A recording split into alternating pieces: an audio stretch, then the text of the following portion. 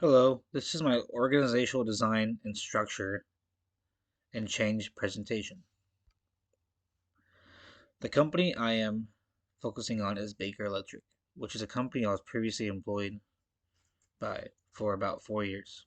Baker Electric has been around since 1938 and has been led by four generations of the Baker family. The electrical contractor is based out of Escondido, California, and has several satellite offices throughout the state. The company has several different electrical divisions and also does commercial and residential work throughout the state and parts of Nevada as well. The company just became employee owned as of 2021 and is now an ESOP, which is Employee Stock Ownership Plan. Not to mention, Baker Electric was also voted the number two best electrical subcontractor in Southern California. As a previously employee at Baker Electric, I witnessed the many positive aspects of the company, as well as a few negative ones as well. The first issue is leaders within management of the company hiring friends and family and giving them higher pay than others who have more experience, and also those people in positions that long term employees should have gotten. Nepotism limits an employee's opportunities, destroys organizational leadership, and hurts excellent employees. This is one of the major issues within the company, and it has occurred in not only one department, but several others in the company. Several leaders also not demonstrating servant leadership and conscious capitalism, and this is resulting in a high turnover and low morale across the company. There has been several situations where management has verbally threatened employees, and also it took a year just to get that person to HR. Out of the eight dimensions that companies are rated on according to Fortune magazine, Baker Electric is underperforming in the quality of management area. Quality management is the act of overseeing all activities and tasks needed to maintain the desired level of excellence. This has been an issue for the last several years, and not only have employees seen this, but also clients and vendors that do business within the organization. This underperforming quality also aligns with people management, in which leaders within the company are not doing the best job to make sure everyone is being treated equally, getting proper training, and resolving conflicts within the workplace and engaging with their employees. As previously discussed in this presentation, Baker Electric has been underperforming in the quality management dimension and has been an ongoing issue for the company.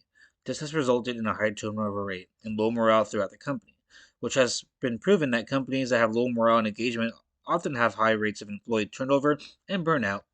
When employees are not happy or feel uncomfortable at work because their leaders are not doing anything to help, it can result in them not caring about their job, which leads to a several negative impact to the company's operation and workflow as well. Also, when vendors and clients see or hear about these issues, it gives a company a negative image. The overall consequence, if this is not improved, is a never ending cycle of employees leaving and leaving the company with a bad image.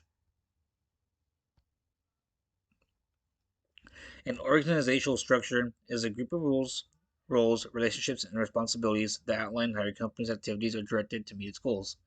When it comes to the relevance of the company's current organizational structure and its direct influence on the organizational effectiveness, the structure based off of a bureaucratic and functional structure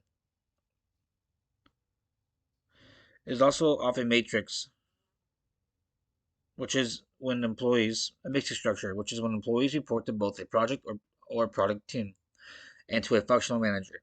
Design of the company is focusing on the different scope of work and areas they work in, and by separating those different divisions and leaders that are in charge. Culture of the company is family driven since it was started and operated by the Baker family since 1938. And also their main focus is teamwork and getting the mission accomplished by that. These have a direct influence on the quality of management because without those flaws that are making this weak spot, it drives the company to have a strong team with strong leaders. The company is great in terms of doing business and generating profit annually. However, their close knit culture of hiring people based on personal relationships and not having a strong human resource department is causing them to have this area of weakness. For the principles and values of conscious culture management, the company does embody these to a certain degree. Even though the company is underperforming in the quality of management, there are leaders and departments within the organization that embody these two different principles and surely show that there is still hope to improve. People see the flaws of the company, and there are those who have been there for a long time or take pride in what they do. That they want to make sure the culture and management of their own department is still positive, and their employees and overall team are happy and getting support that they need.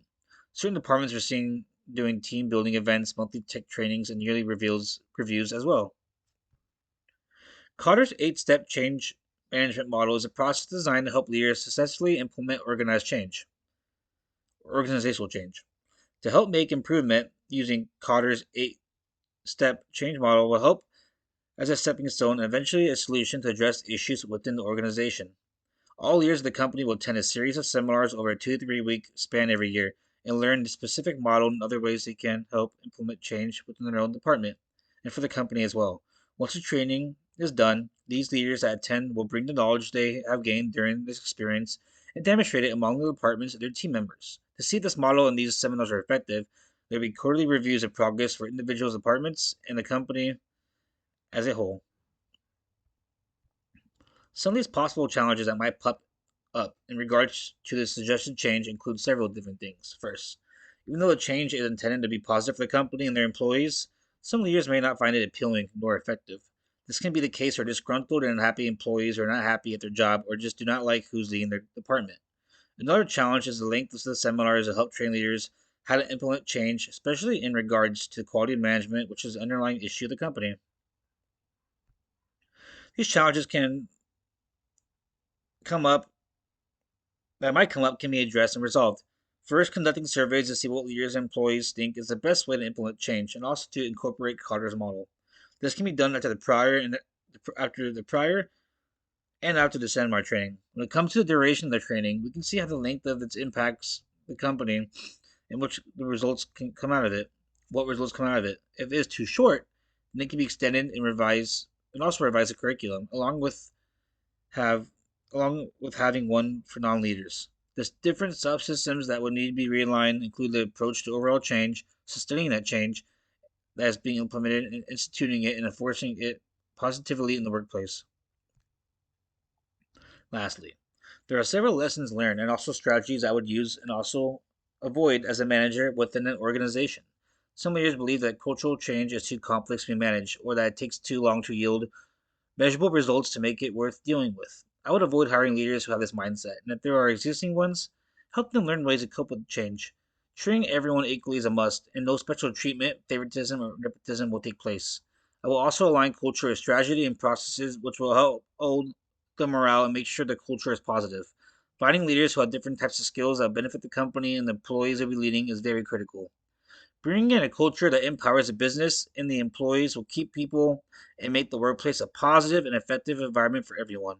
Lastly, holding everyone accountable for their actions and setting rules for everyone, including leaders.